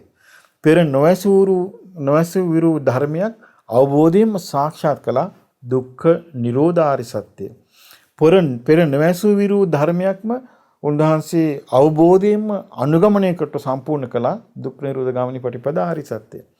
එතකොට මේ චතුරාර්ය සත්‍ය තුල තමයි බුදුරජාන් වහන්සේගේ අවබෝධය නොඑක ආකාරයට විහිදිලා නොඑක ඥානයන් තුලින් ප්‍රකාශ වෙන්නේ. එතකොට අපි යම්කිසි කෙනෙක් වෙසක් පුන් පොහොය දවසක බුදුරජාන් වහන්සේගේ සම්බුද්ධත්වයට ගරු කරනවා නම් අපි බුදුරජාණන් වහන්සේට ගරු කරන්න තියෙන ක්‍රමයක් තියෙනවා. අපි ගත්තොත් එහෙම වෙසක් කියන වචනේ මේ ලංකාව කොච්චර අවාසනාවන්ත කියන මෑත භාගේ වෙසක් කියන වචනේ පවා තේරුනේ නැහැ මේ මෝඩ මිනිසුන්ට. ඒ කියන්නේ කට්ටිය හිතුවේ වෙසක් කිව්වහම වෙනසක් හොයාගෙන වෙස්පූණු පෙළඳුවා. ඊට පස්සේ වෙනසක් හොයාගෙන ඔලුබක්කු නැටුවා. වෙනසක් හොයාගෙන මේ බාල වගේ වැඩ කළා. එතකොට තේරුණා මේ මිනිස්සු මේ නිකන් බලි නටන අවස්ථාවක් කරගත්තා සම්බුද්ධත්වයට ගරු කිරීම වෙනුවට. එතකොට අපිට ඒකෙන් තේරුම් ගන්න පුළුවන් මේ මිනිස්සුන්ගේ යෝනිසෝ මනසිකාරය මොන වනාන්තරයට ගිහිල්ලාද කියලා. ඒ කියන්නේ මිනිස්සුන්ට මුකුත් නැහැ. ඒ නිසාම මොකද වෙන්නේ? මේ මිනිස්සුන්ට ප්‍රශ්න උහුලගන්න බැරුණා මොකද කරන්නේ? අන්තිමට කෑ ගහනවා අපි බණ ඇහුවා ප්‍රතිඵල නැහැ. බණ කිව්වා උඹලා කිසි වැඩක් නැහැ. උඹලා බණ කිව්වට වැඩකුත් නැහැ. අපි බණ ඇහුවට වැඩකුත් නැහැ කියලා අන්තිමට ධර්මයටම ගරහනවා. ඒ නිසා මේ අවාසනාවන්ත තත්ත්වයට මිනිස්සු එන්නේ මේ සම්බුද්ධත්වයේ කුමක්ද කියන එක හරියට තේරුම් ගන්න බැරි කම නිසා. සම්බුද්ධත්වයේ තේරුම් ගත්තොත් ඒ සම්බුද්ධත්වයට පත්වීමේදී යම් වෘක්ෂයක් සෙවණේ බුදුරජාන් වහන්සේ වැඩ සිටියාද ඒ වෘක්ෂයට ගරු කරනවා. දැන් අපි ගත්තොත් ඒ වෘක්ෂයට කලින් කිව්වේ අසතු වෘක්ෂය කියලා. ඊට පස්සේ උන්වහන්සේ වෘක්ෂයේ සෙවණේ සම්බුද්ධත්වයට පත් වුණාට පස්සේ කිව්වා බෝධිය කියලා. බෝධි උච්චති චතුසු මග්ගේසු ඥානං. සතර මග නුවණට තමයි බෝධිය කියලා කියන්නේ. ඒ කිව්වේ දුක්ඛ සමුදය නිරෝධ මාර්ග කියන චතුරාර්ය සත්‍ය නුවණට තමයි බෝධිය කියලා කිව්වේ. එතකොට මේ බෝධියෙන් මේ වෘක්ෂය සැලකුවා. අනිත් එක ඒකෙදී ඒ බෝධින් වහන්සේට ගරු සත්කාර සම්මාන දක්වන එක අපිට මිහිඳු මහරහතන් වහන්සේ තමයි අපිට ලංකාවට කියලා දුන්නේ. ඒක කියා දුන්නේ දැන් අපි මට මතකයි අපි ඉගෙන ගන්න කාලේ උසස් පෙළ වගේ ලියද්දි අපිට හරි වැරදි විදිහට තමයි අපිට මේ අධ්‍යාපනය ලැබුණේ. අපිට කිව්වේ මේ ලංකාවේ මිනිස්සු හිටියේ මේ වෘක්ෂ වන්දනාවේදීමින් ඊට පස්සේ මිහිඳු මහරහතන් වහන්සේ දේශනා කළ වෘක්ෂ වන්දනාව අතහැරපන් මේ බෝධි වැඳපන්. ලංකාවේ මිනිස්සු ගල් චෛත්‍ය වැඳ හිටියා ගල් චෛත්‍ය අතරපන් සෑය වැඳපන්. මේ විදිහේ තමයි අපි ඉගෙන ගත්තේ. උසස් පෙළ ලියද්දි. ඒතර සම්පූර්ණ වැරදි දෙයකින් තමයි අපිට මේ වැරදි මතවාද තමයි ලැබුණේ. ඒ කියන්නේ බෝධිය කියන එකේ අර්ථය. මිහිඳු මහරහතන් වහන්සේ අපිට ලබා දීපු දේ. ඊළඟට ධාතු චෛත්‍ය වන්දනා කිරීමේ අර්ථය. මේ ඔක්කොම අර්ථ සාමාන්‍ය සමාජයට ලැබෙන්නේ නැති විදිහටම අර බාල වර්ගයේ උගත්තු බෙහෙුණා. බාල වර්ගයේ පඬිතුය බෙහෙුණා. අනික බාල වර්ගයේ පඬිත්යන්ගේ තියෙන උඩුකුකමයි උන්ගේ අහංකාරකමයි ඊළඟට උන්ගේ තියෙන උද්දච්චකමයි නිසා උන් මොකක් හරි වරදක් කරාම ඒ වරද්ද තහවුරු කරන්නම කරුණු කියනවා මිසක් නෑ ඒක මෙහෙමයි කරන්නේ මෙහෙමයි කියන්නේ කියලා ඒකම කරගෙන යනවා මිසක් ඒකෙදී මේක මෙහෙම නෙමෙයි වෙන්න ඕනේ මේක මේ විදිහට නිවැරදි වෙන්න ඕනේ කියලා නියතමානී වෙන්නේ. ඉතින් මේ පස්සේ නිසා තමයි අද මේ සම්බුද්ධත්වයේ සමරීමේදී ගොඩාක් අයට බුදු කෙනෙකුට ගරු සත්කාර කිරීමේ දුර්ලභ අවස්ථාව තමන්ගේ මනුස්ස ජීවිතෙන් ගිලිහි යන්නේ. දැන් ඔන්න බලමු දැන් කොරෝනා ආවා. කොරෝනා ආව ගම මේ මිනිස්සු බය තති ගැනීමටපත් වෙලා දැන් සාමාන්‍යයෙන් මේ හොඳටම බය වෙලා දැන් මරණ බය කියන එකට මුළු පෘථිවියම හෙල්ලුම් කෑවා. ඒතර ගමන් බිමන් යන ඒවා නැවතුණා. ඊළඟට මිනිස්සුන්ට කර කියා ගන්න දෙන්න නැතුව අසරණ වුණා. නමුත් ගොංකම එහෙමමයි. මෝඩකම එහෙමමයි. මුලාව එහෙමමයි. ඒ නිසා අපිට පේනවා මේ මුලාව නැති වෙන්නේ මරණින් ගුටි කෑවා කියලා. මරණය ළඟට ආවා කියලා මුලාව නැති වෙන්නේ. මුලාව නැති වෙන්න නම් මුලාව නැති වෙන ධර්මයක්ම ශ්‍රවණය කළ යුතුයි. එහෙම නැතුව ලැබෙන්නේ නැහැ. ඒ නිසායි මේ විසක් කාලේ හොඳම එක තමයි සම්බුද්ධත්වයට ගරු කරන්න බුදුරජාණන් වහන්සේගේ සම්බුදු බව මෙනෙහි කළා. උන්වහන්සේගේ එදා වජිරාසනයේ මත වැඩ ඉඳලා ගයාවේ ගාන්තරේ නේරංජරා නදිය අසබඩ උන්වහන්සේ වැඩ ඉඳලා උන්වහන්සේ නිකන් නෙමෙයි එතනදී කියලා ලොකු සටනක් කළා මේ ලෝකේ පැවැත්ම හසුරුවන බලවේගයත් එක්ක. ඒකට අපි කියනවා මාර පරාජය කියලා. එතකොට ඒ මාර පරාජය ගැන මාරයා ගැන වුණත් අපි ඉගෙන ගන්න කාලේ ඉගෙන ගත්ත එක සංකල්පයක්. ඒක කෙලස් වලට කියන එකක්. ඒක මේ පුද්ගලෙක් නෙමෙයි කියලා. නමුත් හොඳට අපිට පස්සේ කාලේ මේ සූත්‍ර දේශනා කියවන්න ලැබුණා. මේ සූත්‍ර දේශනාවල තියෙන බුද්ධ වචනේ හරිය පැහැදිලිව දේශනා කරලා තියෙනවා. ඉතින් ඒකේ කොච්චර තියෙනවද කියන්නේ උපමාවලිනුත් දේශනා කරලා තියෙන බුදුරජාණන් වහන්සේ මොනතරම් සියුම් විදියට මේ මිනිස්යා නැත්නම් සත්වයා මේ ජීවිත පැවැත්මට ඇදලා දැමීමේ බලවේගයක්ද කියලා. අනිත් එක තමයි බුදුරජාණන් වහන්සේ එක්තරා අවස්ථාවක දේශනා කළා තියෙන මහණෙනි මේ ලෝකයේ අධිපතිභාවය අතර අග්‍ර මාරයා කියලා. ඉතින් එතකොට අපිට පේනවා අධිපතිභාවය අග්‍ර කෙනෙක් ඉන්නවා නම් එයා මේ අචකන නාසයේ දිවකය මනසින් යුතු මේ මිනිස්යාව මේ හසුරවනවා කියන එක මේ පුංචි දෙයක්. අනික දැන් මාරයා හසුරින්න එක මොකද්ද මේ වෛරස් එකට පුළුවන් මේ මිනිස්සුන්ව නිකන් කරකොල දාන්න. දැන් මේ මිනිස්සු බය වෙලා දඟලන්නේ මේ පොඩි වෛරස් එකට හැරෙපෙන්නේ නැති. ඉතින් වෛරස් එකට මෙහෙම බය වෙලා දඟලනවා නම් මාරයා ගැන විස්තර කරපෙකට මිනිස්සු මොකද මේ ඉන්නේ? ඒ අර උඩුකම නිසා. ඒක නිසා තමයි අපි කියන්නේ මේ සරණියයි මේ වැදගත්කම. බුදුරජාන් වහන්සේ සරණ යනවා කියලා කියන්නේ එයා තමන්ගේ ජීවිතයට උපකාර ගන්න අපිට මේ බුදුරජාණන් වහන්සේ වුමනයි. අපිට උන්වහන්සේ වදාළ ධර්මයේ වුමනයි. උන්වහන්සේගේ ශ්‍රාවක සංඝ වුමනයි කියන්නේ අවශ්‍යතාවය Tamanට තිබුණාම Taman නිහතමානී මේක පිළිගන්නවා. දැන් අපි ගත්තොත් ශිල්පයක් ඉගෙන ගන්න ගුරුවරයෙක් වුමනයි. විභාගයක් පාස් කරන්න කොහේ හරි ආයතනයකට යන්න වුමනයි. එතනට ගියාට පස්සේ එතනදී මේ ශිල්පය උගන්වන කෙනාට පාඩම් දාන්නේ නැහැ. එතනදී කරන්නේ ශිල්පය ඉගෙන ගන්න එක. ශිල්පය හරියට ඉගෙන ගත්තා නම් ඒ ශිල්පය උගන්වපු කෙනාට ගෞරවය පිහිටනවා. ඒක තමයි කෙලෙහි ගුණය කියන්නේ.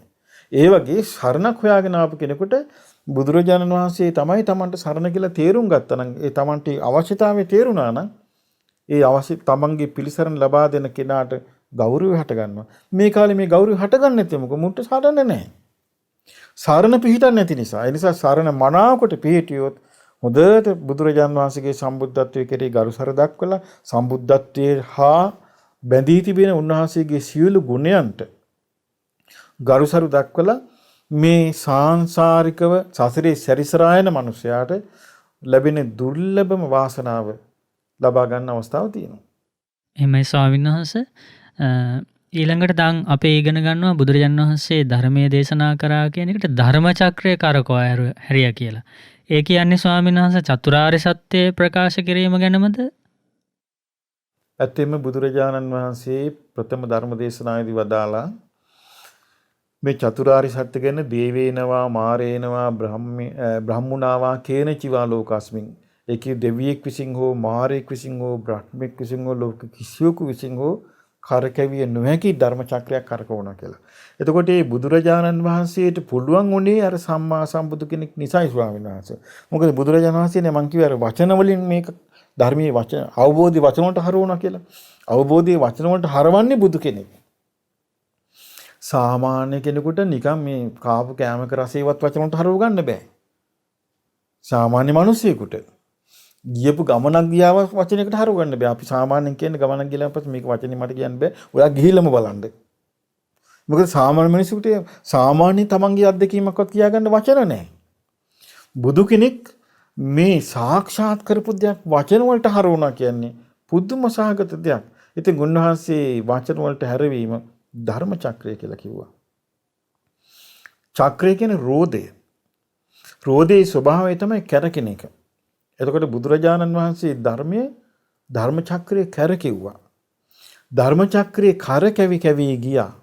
ධර්ම චක්‍රයේ කරකැවි කැවි කොහෙද ගියේ? යම් තැනක සංසාර චක්‍රයක්ද එතනටයි ගියේ. ධර්ම චක්‍රයේ කරකැවි කැවි ගියා සංසාර චක්‍රයේ වැඩ කරන මිනිස්සුන්ගේ ජීවිතවලට. ගිහිල්ලා සංසාර චක්‍රයෙන් නැසාගෙන ධර්ම චක්‍රයෙන් ආලෝක වුණා ජීවිත. ඉතින් ඒ නිසා දෙවියන්ට බඹුන්ට මිනිසුන්ට ධර්ම චක්‍රය තමයි ලැබුණේ. ධර්ම චක්‍රය කිව්වේ බුදුරජාන් වහන්සේ චතුරාර්ය සත්‍ය ධර්මයටයි.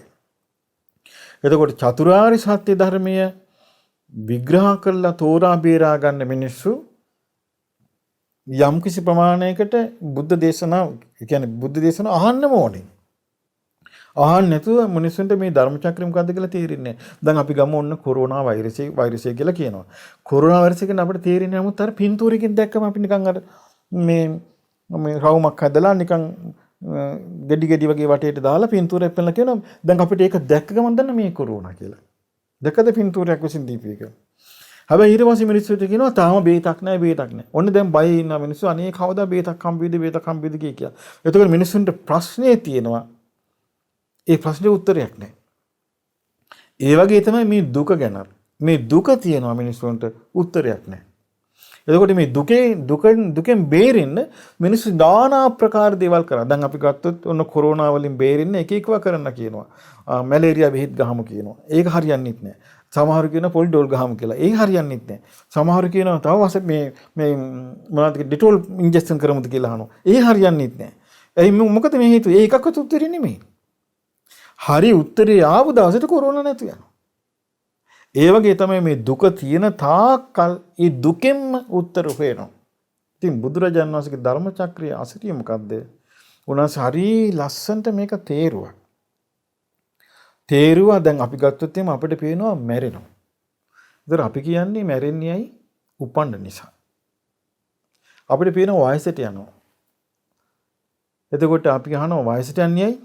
ඉපදුන නිසා. අපිට පේනවා ලෙඩ වෙනවා. ලෙඩ වෙන්නේ ඇයි? ඉපදුන නිසා. අපිට පේනවා අප්‍රියයන් එක් වෙන්න ලැබෙනවා.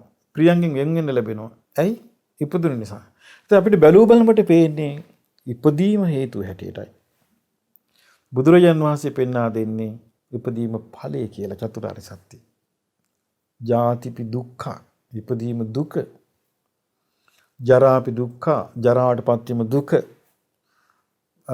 මරණම්පි දුක්ඛං මරණයටපත් වීම දුක. ව්‍යාධිපි දුක්ඛෝ ව්‍යාධියටපත් වීම දුක. අප්‍රියයන් හා එක්වීම දුක. ප්‍රියයන්ගෙන් වෙන්වීම දුක. ඊළඟට උන්වහන්සේ පෙන්වා දෙනවා සංක්ෂේපයෙන් පංච උපාදානස්කන්ධයම දුක. ඒ කියන්නේ රූපේ දුකයි, වේදනාව දුකයි, සංඥාව දුකයි, සංස්කාර දුකයි, විඥානීය දුකයි කියලා. එතකොට දැන් ඉපදීම දුක. ඒ කියන එක ඵලයක්.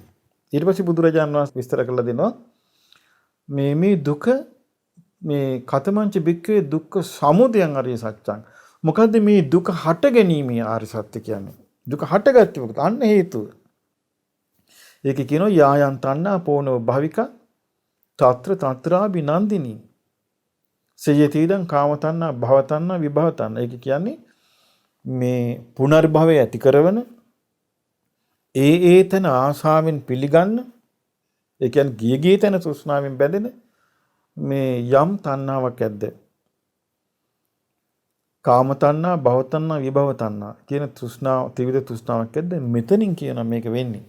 මේක නම් මං හිතන්නේ මේ දුකට හේතුව හරි විදියටම හොයාගත්තු එක පුදුමාකාර ආශ්චර්ය කරුණක්. ඒක නිසායි මිනිස්සුන්ට පුළුවන් වුණේ මේකෙන් නිදහස් වෙන්න.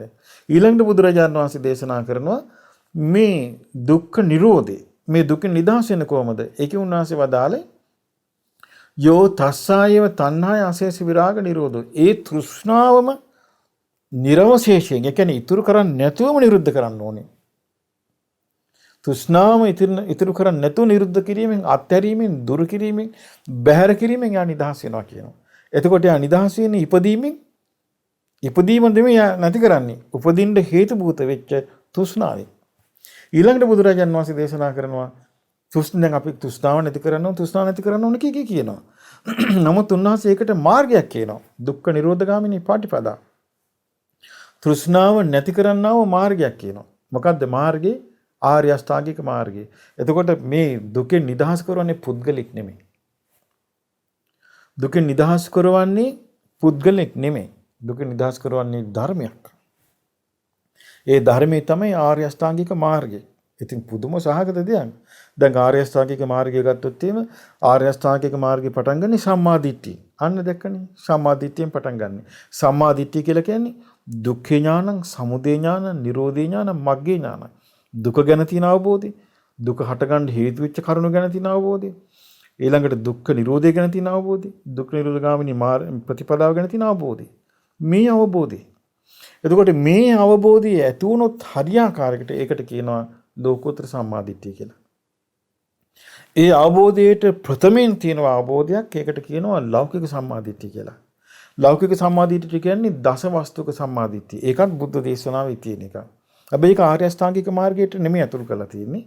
ඒකේ තියෙන්නේ මිනිස්යාට සුගති රැකවරණයට. දැන් අපි ගත්තොත් අපේ මොනවා හරි අහඹ සිද්ධියකින් අපේ ජීවිතේ අපේ සංසාර ගමනේ මිනිස් මව කුසක අපි උපන්නා. මිනිස් මව කුසක අපි උපන්නාට පස්සේ අපේ මව හෝ පියා හෝ අපි මව කුසේදී නැති කලේ නැහැ.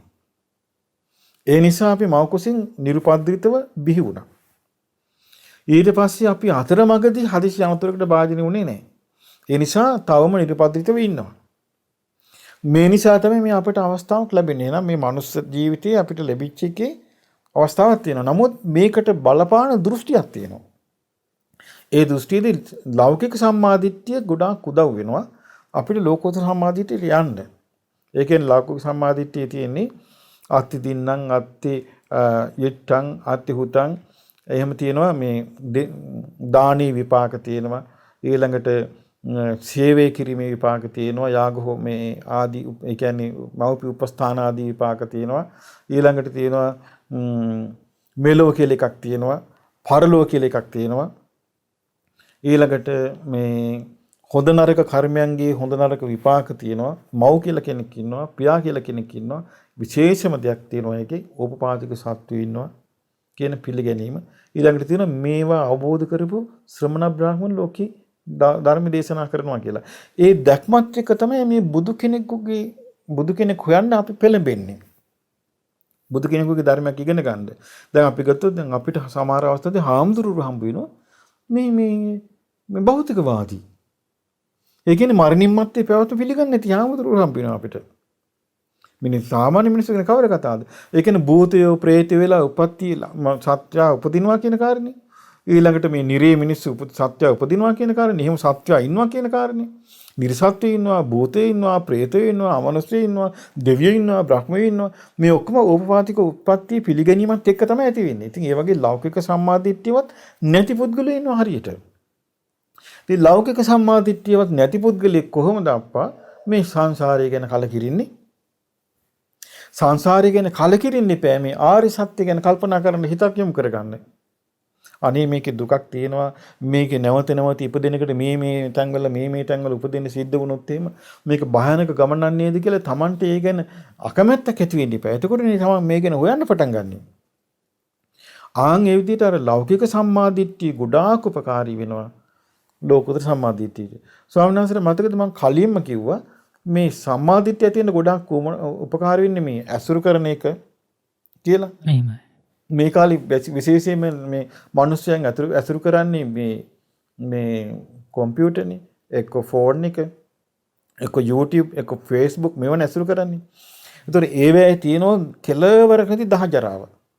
එතකොට ඒවැය තියෙනවා নানা ආකාර මතවාද. හරියට අසත්පුරුෂ සේවනයේ තියෙනවා. ඒ කියන්නේ අසත්පුරුෂ එක එක දෘෂ්ටි වල රඳවනවා මිනිස්සු ගෙනිලා. ඒතර මේවන නිතර ඇසුරු කරගෙන මෙයාගේ කල්පනාව ඊට අනුසාරින් හැදෙනවා. ඉතින් ලෞකික සම්මාදිට්ඨියකට ඇති වෙන්න අවස්ථාවක් නැහැ. නමුත් බුදුරජාණන් වහන්සේගේ ධර්මයේ තුළ මේ ආර්ය අෂ්ටාංගික මාර්ගය කියන්නේ ලෝකෝත්තර මාර්ගයක්. ඒ ආර්ය අෂ්ටාංගික මාර්ගයට බුදුරජාණන් වහන්සේ දේශනා කළ තියෙන මේක තමයි කියනවා සසරෙන් එතර කරන විමුක්ති මාර්ගය. මේක තමයි කියනවා මරසෙන්නක මඩින මාර්ගය. ඉතින් ඒකයි මේ කාලේ මාර්ගයේ මිනිස්සුන්ට යා ගන්න බැරි. බාහිර වශයෙන් බාධා ඒකයි තියෙන්නේ. ඉතින් ඒ නිසා මේ ආරි සත්‍ය හතර බුදු කෙනෙක් පහළ වෙලා මේ කියා දීපු ආරි සත්‍ය හතර අපේ වාසනාවට තවමත් මේ නිර්මල ශ්‍රී සද්ධර්මයේ කිසි අවුලක් නැතුව අමුතියෙන් අපිට අර්ථ නිරුක්ති දෙන්න මේ අවශ්‍යතාවයක් නැහැ. ලංකාවේ මිහිඳු මහරහතන් වහන්සේ වැඩම කළා අපිට නිර්මල ත්‍රිපිටක ධර්මය ලබා දුන්නා. ඉතින් ඒ ධර්මයේ නිර්මල විදියට තියෙනවා අපිට කියවලා තේරුම් ගන්න පුළුවන්, කියවන්න පුළුවන්. මේවට අතිපණ්ඩිත වෙලා අර්ථ දෙන්න ගිහලා තමයි මේක අනාගන්නේ. එහෙම අනාගන්න නැතුව නිහතමානීව ධර්මයේ සරණ ගියොත් මේ ආර්ය අෂ්ටාංගික මාර්ගය කෙරෙහි හිත පහදා ගන්න පුළුවන්. අනික බුදුරජාන් වහන්සේගේ ධර්මයේ එක තැනක දේශනා කරලා තියෙනවා මේ මහණෙනි මේ හේතු සහිතව හටගත් දේවල් අතර දැන් අපි ගත්තොත් හේතු ප්‍රත්‍යයෙන් හටගත් දේවල් තමයි ඉරහඳ තාරක හේතු ප්‍රත්‍යයෙන් හටගත් දේවල් තමයි මේ පෘථිවිය, ගහකොළ, ජලය ආදී. අපි කියනවා ජලය නැතුව අපිට බෑ කියලා කියනවනේ. ඉරේලිය නැතුව අපිට බෑ කියනවා. ඉතින් ඒ වගේ ඊළඟට වාතය නැතුව අපිට බෑ කියනවා. මේවා හේතු ප්‍රත්‍යයෙන් හටගත් දේවල්. නමුත් මීට වඩා හේතු ප්‍රත්‍යයෙන් හටගත් දේවල් අතර අග්‍රයි කියනවා ආර්ය අෂ්ටාංගික මාර්ගය. මොකද අර එකකින්වත් අපිව සසර දුකින් මුදවන්නේ. ආර්ය අෂ්ටාංගික මාර්ගයේ සතර අපායන් අත්මුදවනෝනේ මිනිස්යාව. ඒ වගේම භව ගමනේ නිදහස් කරනවා, සංසාරයෙන් ඈතර කරනවා. ඒ නිසා ඒක අග්‍රයි කියනවා. ඒ අග්‍ර වූ දේ කරේ පැහැදුනා නම් අග්‍ර විපාක කියනවා. දැන් මේකයි මම කිව්වේ ඉතින් අග්‍ර වූ දේ කරේ පහදින්න නම් ඒ විදිහට ඒක අහන්න ලැබෙන්න ඕනේ. නැත්නම් අග්‍ර විපාක ලැබෙන්නේ නැහැ. අවසරයි ස්වාමීන් වහන්සේ. දැන් ආරෂ්ඨාංගික මාර්ගයේ සම්මා සතිය කියලා මාර්ගාංගයක් ගැන අපිට බුද්ධ දේශනාවෙන් අපි ඉගෙන ගන්නවා. ඊළඟට බුදුරණවහන්සේ යලි යලි මේ පැහැදිලි කරපු කරුණක්. මේ සතර සතිපට්ඨානය. ස්වාමීන් වහන්සේ පැහැදිලි කරලා දෙන්න පුළුවන්ද සතර සතිපට්ඨානය කොහොමද චතුරාර්ය සත්‍ය අවබෝධයත් එක්ක සම්බන්ධ වෙන්නේ? ඒක රුකුල් දෙන්නේ කොහොමද කියලා? දැන් ස්වාමීන් වහන්සේ ඒක මෙහෙමයි. දැන් අපි ගත්තොත් සතර සතිපට්ඨානයේ තියෙන්නේ කායानुපස්සන, වේදනානුපස්සන, චිත්තානුපස්සන, ධම්මානුපස්සන. සතිපට්ඨානේ පටන් ගන්නේ කායානුපස්සනාවෙන්. මේකද මිනිස්යාටනේ තේරෙන දක්වකින්නේ පටන් ගන්න තියෙන්නේ. කායානුපස්සන පටන් ගන්න කොහොමද? ආනාපාන සතිය. ආනාපාන සතියෙන් පටන් ගන්නවා. ඊළඟට ඉරියාපත. ඊළඟට චතු සම්පජාඤ්ඤය. ඊළඟට අසුභ භාවනා, ද්වතිංසාකාරය. ඊට පස්සේ ධාතු මනසිකාරය. කියන මේ කරුණු ඊළඟට බුදුරජාණන් වහන්සේ කියා දෙන නවසීවිතිකේ. එතකොට කායानुපස්සනාවට භාවනා ක්‍රම 14ක් විස්තර කරලා දෙනවා. වේදනානුපස්සනාවට එකක්. චිත්තානුපස්සනාවට එකක්. ඊළඟට ධම්මානුපස්සනාවට. එතකොට 14 2යි 16. ඊළඟට ධම්මානුපස්සනාවට විස්තර කරලා දෙනවා මේ නීවරණ මේ පබ්බේ කියන්නේ පංච නීවරණගෙන් බැහැරීම ගැන. ඊළඟට කියා දෙනවා ස්කන්ධ භාවනාව. ඊළඟට ආයතන භාවනාව. ඊළඟට බොජ්ජංග භාවනාව. ඊළඟට කියා දෙනවා චතුරාර්ය සත්‍ය. කියන්නේ එතකොට මේ චතුරාර්ය සත්‍ය ඉලක්ක කරගෙන තමයි අර සියලුම කර්මස්ථාන 21ම තියෙන්නේ. ඒතර 21ක් තියෙනවා. ඒතර මේක සම්පූර්ණ විස්තර කරලා තියෙන්නේ දුක්ඛාර සත්‍ය අවබෝධ කිරීම පිණිසයි, දුක්ඛ සමුදය ප්‍රහාණය කිරීම පිණිසයි, දුක්ඛ නිරෝධේ සාක්ෂාත් කිරීම පිණිසයි, දුක්ඛ නිරෝධ ගාමිනී ප්‍රතිපදාව වැඩි වීම පිණිසයි. ඒතර මේ කාරණාවලට උදව් වෙන තමයි මේක තියෙන්නේ. එතකොට ඒක හරි විදියට කෙනෙක් කරගෙන ගියොත් දැන් ඒ මහා සතිපට්ඨාන සූත්‍රයේදී භාග්‍යවතුන් වහන්සේ වදාලා හරි විදියට මේක කළොත් අවුරුදු 7 ඉඳලා උන්වහන්සේ කාලය අඩු කරගෙන ගිහලා කියනවා සතියුණුත් කරගන්න පුළුවන් කියලා. එතකොට මේ මීට අවුරුදු 2500කට කලින් මහා පින්වන්ත මිනිස්සු හොඳට යෝනිසෝමනසිකාරයේ මෝරපු ධම්මාන්දම් ප්‍රතිපදාවට හොඳට සිතකය වචනේ සකස් වෙච්ච මිනිස්සයා මේ ධර්මයේ කරා ගියා. ඒතර අපිට පැහැදිලි පේනවා සතිපට්ඨාන හොඳට කියවනකොට කොච්චර ලස්සනට ආයි වැඩි කරගෙන ගිහලා තියෙනවද කියලා. මේ කාලේ වෙලා තියෙන මිනිස්සු YouTube එකකින් සරණ හොයන්නේ මේ මිනිස්සුන්ට සතිපට්ඨාන නෙමෙයි තියෙන සිහියත් නැති කර ගන්නවා, තියෙන දෘෂ්ටියත් නසා ගන්නවා. ඉතින් ඒ නිසා මේ කාලේ මිනිස්සයා සතිපට්ඨාන කියලා විවිධාකාර මුලාවිච්ච ක්‍රම හොයා ගන්නවා.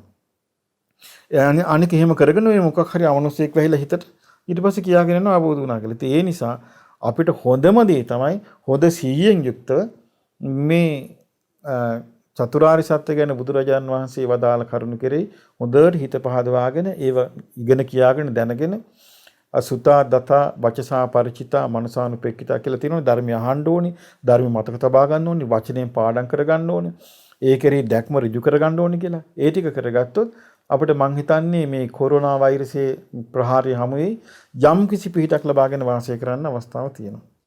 එහෙමයි පින්න ස්වාමීන් වහන්සේ. අවසාන වශයෙන් අපිට පැහැදිලි කරලා දෙන්න පුළුවන්ද දැන් මේ කාලේ දැන් වර්තමානයේ බැලුවාම අපිට පේනවා ගොඩාක් මේ මිනිස්සු දෘෂ්ටිවල ගහගෙන යනවා. ඉතින් මේ වගේ පරිසරයක දැන් ස්වාමීන් වහන්සේ ධර්මයේ තුලින් චතුරාර්ය සත්‍ය වගේ ගැඹුරු ධර්මයක් අවබෝධ කිරීමේ තියෙන අපේ ජීවිතවලට තීරණාත්මක බලපෑමක් හැටියට ඒ අවබෝධය ලබා ගැනීම ගැන කතා කරා. ඉතින් කොහොමද අපි මේ වගේ මේ මුලාවෙන් වීම වැඩි යුගයක මේ චතුරාර්ය සත්‍ය අවබෝධයට දශමේ හරියවත් ලං වෙන්නේ කොහොමද කියලා ස්වාමීන් වහන්සේට පැහැදිලි කරන්න පුළුවන්ද? ඇත්තෙන් මේකට කරන්න තියෙන්නේ මේ ධර්මයේ ඉගෙන ගැනීමයි. මොකද හේතුව හැබැයි මේක අමාරුයි. අපි විශේෂයෙන්ම කියනෝනේ මේක අමාරුයි කියලා. කොටින්ම කියන්නේ අපිට තේරෙනවනේ මිනිස්සුන්ට කොරෝනා හැදුනාට පස්සේ කිව්වා කොරෝනා පැතිරෙනකට කිව්වා ගෙදරින් එළියට යන්න එපා. අල්ලපු ගෙදරට යන්න එපා. අල්ලපු ගෙදරට නොගෙන් ඉන්න අමාරුනේ. ඊළඟ මිනිසුන්ට කිව්ව ළඟින් කෙනෙක් ආශ්‍රය කරන්න එපා. ඒකටත් අමාරුනේ. ඉතින් මේ වගේ චූටි දෙයක් අමාරු මිනිස්සයා මේ චතුරාර්ය සත්‍ය වගේ එකක් එක්ක මිනිස්සු කොහොම මේක තේරුම් ගන්නද කියලා දැන් තේරුම් ගන්න පොඩ්ඩක්. ඒ නිසා හැබැයි මේකේ තියෙන්නේ හිත පහදවාගෙන ඒක පාඩම් කරගෙන අනේ මෙහෙම ධර්මයක් තියෙන්නේ මම මේක හිමින් පුරුදු කරගන්න ඕනි. අනේ මම මේකේ හිත පහදව ගන්න ඕනි. මට මේක ඒකාන්තම පිහිටයි කියලා හිත පහදවාගෙන මේක අවබෝධ කළේ මගේ ශාස්ත්‍රඥ වහන්සේ වූ බුදුරජාණන් වහන්සේමයි. මේ බුදුරජාණන් වහන්සේගේ ධර්මයක්මයි.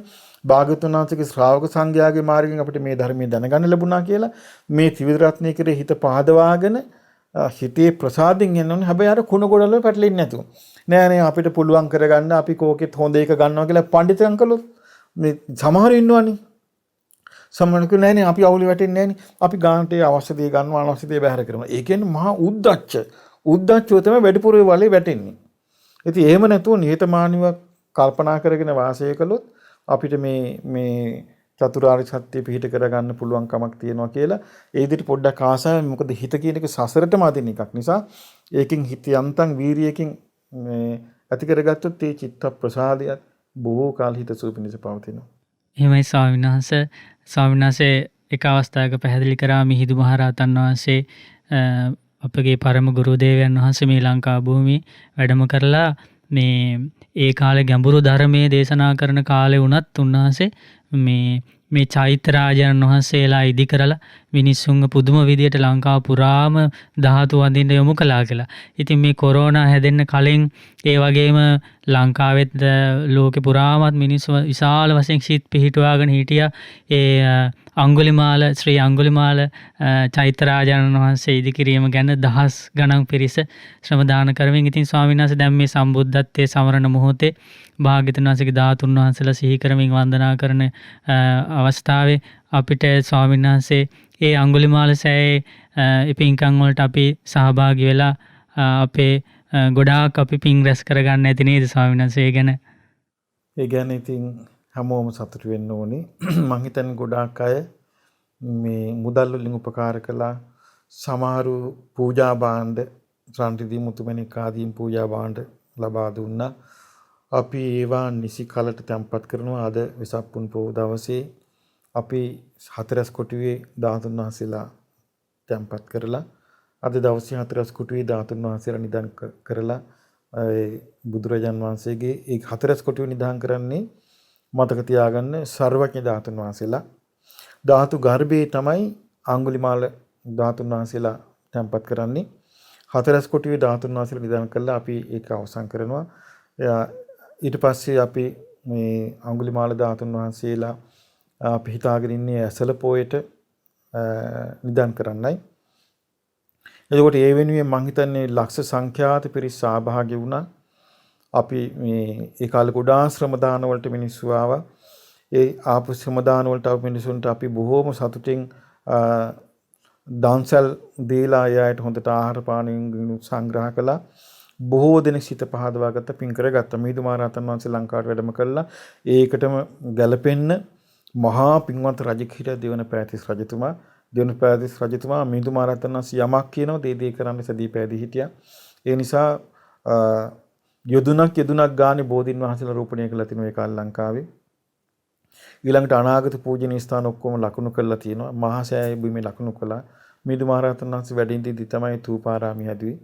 ඉතින් ඒ නිසා මිහිඳු මහරහතන් වහන්සේ ඒ වගේ දේවල් අපට දායාද කරපු නිසා තමයි අද ඒ වට අපි එකතු වෙයි පින් රැස් කරගන්නේ. නැතුව මේ කාලේ ඉන්න ගොබ්බ මිනිස්සු කතා කරන විදියට අර ධාතු චෛත්‍ය ඕනේ නැහැ. මේ බෝධි වඳින්න ඕනේ නැහැ. කීකේම කතා කළා මේ ගරහා ඉඳලා හරියන්නේ නැහැ. මොකද බෝධින් වහන්සේ ධර්ම දේශනා කරන්නේ නැහැ. චෛත්‍යයක් ධර්ම දේශනා කරන්නේ නැහැ. නමුත් ධර්මයේ දේශනා කළ යුතු කෙනා කරන්න ඕනේ. ඒ මේ බෝධින් වහන්සේ චෛත්‍යයේ කෙරෙහි ඒ කුමක්ද කියලා තේරුම් ගැනීම පිණිස. මොකද තමන් ධර්ම දේශනා කරන්නේ නැත්නම් චෛත්‍ය තිබුණාට ඒ චෛත්‍ය වටිනාකම දන්නේ නැහැ. දැන් අපි ගත්තොත් මේ කාලේ සමහර අවස්ථාවල චෛත්‍යවල නිදන් හාරනවා මිනිස්සු. චෛත්‍යවල මේ වස්තු තියටි කියලා මංකොල්ල කරනවා. ඒ මොකද හේතුව? චෛත්‍ය වන්දනා පූජනීය වස්තුවක් කියලා මේ මිනිස්සු දැනුවත් වෙලා නැතිකම. දැන් සමහර අවස්ථාවලදී බෝධීන් වහන්සේලාගේ අතු කපනවා. ඊළඟට මේ බෝධීන් වහන්සේලා ඝාතනය කරනවා. එයි මේ එහෙම කරන්නේ. ඒ මිනිස්සු බෝධිය ගැන දන්නේ නැති නිසා. ඒ නිසා ඒකට හේතුවක් වෙනවා අර අවබෝධ වුණා කියලා කියන මේ ලාමක පුද්ගලයන්ගේ ලාමක වචන අදහස්. ඒ නිසා සෑයක් බඳිනවා කියලා කියන්නේ මේ සංසාරයට පුදුම උපකාරයක්. අනිත් එක තමයි දැන් මම කිව්වා මොහොතකට කලින් හතරස් කොටුවේ තමයි ධාතුන් සර්වඥ ධාතු සම්පත් කරන්න කියලා. එහෙනම් අඟුලිමාල සෑය හතරස් කොටුවේ තමයි භාග්‍යතුන් වහන්සේගේ ගඳ කිලිය. ඊළඟට ධාතු ගර්භයේ අඟුලිමාල ධාතුන් වහන්සේ තැන්පත් කරනවා කිව්වා. ඒ තමයි අඟුලිමාල මහරහතන් වහන්සේගේ කුටිය. එතකොට සෑයට අපි ගන්නෙ සාමාන්‍ය ගෙවල් දොරවල් හදන්න ගන්න මේ වැලි, ගඩොල්, සිමෙන්ති ආදිය. නමුත් සාමාන්‍ය ගෙයක් දොරක් හදලා ඕක ඇතුලේ මහා කෙලෙස් තම්බියක් තමයි වාසය කරන්නේ. එයා කෙලෙස් ගොඩේ පැටලි රාග දේශ මෝහ වල ඇවිලි ගිනි ගන්න චරිතයක් තමයි අර ලස්සන ගේ ඇතුලේ ඉන්නේ. නමුත් මේක එහෙම එකක් නෙමෙයි. මේක සම්පූර්ණ නිකෙලෙස් නිවී සැනසී ගිය ශාස්ත්‍රුන් වහන්සේගේ නිවී සැනසී ගිය ශ්‍රාවකයන් වහන්සේගේ නිර්මල ධාතුන් වහන්සේලා වැඩ සිටින ශාන්ත ස්තූපයයි. ඒ නිසා ඒ දැකලා වන්දනා කරලා පහදලා වන්දනා කරන්න පුළුවන්. දැන් ඉතින් මේ පරිසරය නිසා දැන් කරගන්න බෑ. නමුත් අනාගතයේ ඔබට හොඳට හිත සතුටින් වන්දනා කරගන්න අවස්ථාව ලැබෙනවා. ඒ නිසා ඒකට ඒ අඟුලිමාල සෑරජානන් වහන්සේ දෙසා උදව් උපකාර නැත්නම් ඒකට උපස්ථාන කරපු ඒ වගේ මෙහි කොටස්කරුන් බාටපත් වෙච්ච සියලු දෙනාට මම මේ අවස්ථාවේ පින් අනුමෝදන් කරනවා. ඒ සියලු දෙනාටම භාග්‍යතුන් වහන්සේ යම් ධර්මයක් දේශනා කොට වදාළසේක්ද ඒ චතුරාර්ය සත්‍ය ධර්මයේ අඟුලිමාල මහරහතන් වහන්සේ විසින් අවබෝධ කරගෙන සංසාරයෙන් ඈතර වුණාද අපටත් ඒ චතුරාර්ය සත්‍ය ධර්මය අවබෝධ කරගන්නට වාසනාව ලැබේවා. මෙවැනි වටිනා ධර්මදේශනා නැරඹීමට ශ්‍රද්ධා YouTube චැනලය සබ්ස්ක්‍රයිබ් කර සීනුව ලකුණ ඔබන්න.